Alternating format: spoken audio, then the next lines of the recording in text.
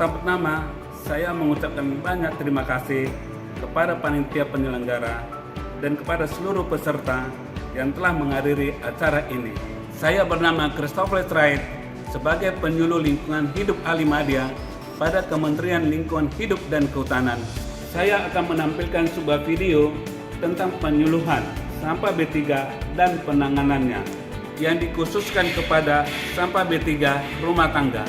Video ini saya mix dari channel YouTube-nya Ditjen PSLB3 KLHK. Adapun pokok-pokok penyuluhannya adalah sebagai berikut. Yang pertama, apakah sampah B3 itu? Lalu yang kedua, jenis sampah yang mengandung B3 itu berupa apa saja sih? Ketiga, apakah setiap orang yang menghasilkan sampah yang mengandung B3 wajib melakukan pengurangan dan pembatasan timbulan sampah? Lalu keempat, bagaimana kita mendaur ulang sampah B3 itu? Kelima, bagaimanakah cara pemilahan sampah B3? Dan yang terakhir, yang keenam, apa sih yang harus dipenuhi dalam pemilahan dan pewadahan sampah B3?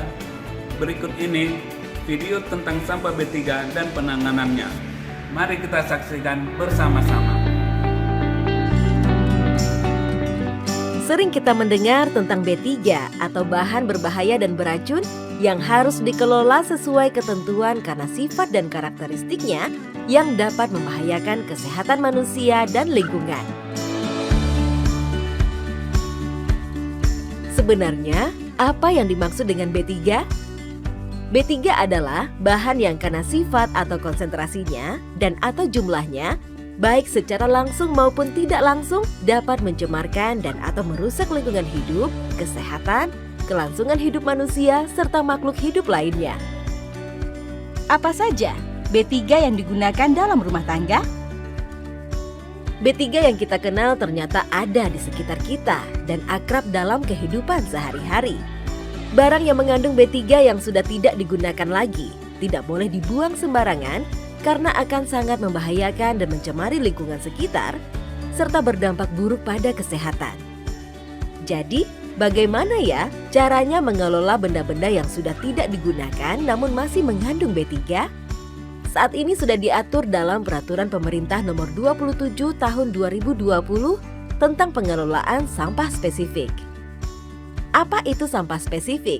Sampah spesifik meliputi sampah yang mengandung B3, sampah yang mengandung limbah B3, sampah yang timbul akibat bencana, puing bongkaran bangunan, sampah yang secara teknologi belum dapat diolah, dan sampah yang timbul secara tidak periodik. Sampah spesifik adalah sampah yang mengandung B3 dan limbah B3. Sebagai contoh, sampah masker bekas pakai. Kota-kota besar dan kota metropolitan merupakan kota yang berpotensi sangat besar menghasilkan sampah spesifik ini. Sampah jenis ini dapat dihasilkan dalam rumah tangga. Oleh karena itu, harus mendapatkan perhatian khusus. Karena tidak boleh dicampur dengan sampah rumah tangga lainnya, seperti sampah organik dan sampah anorganik. Bagaimana cara pengelolaan sampah spesifik yang mengandung B3 dan limbah B3?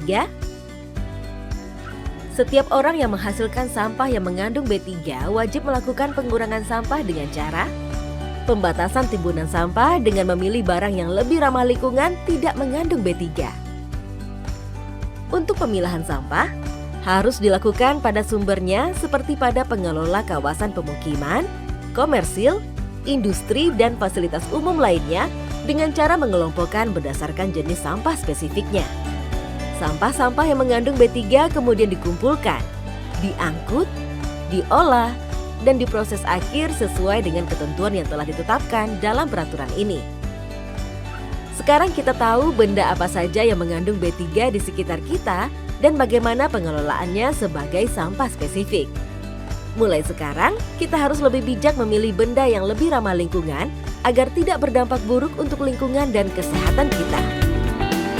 Demikian video tentang sampah B3 dan penanganannya.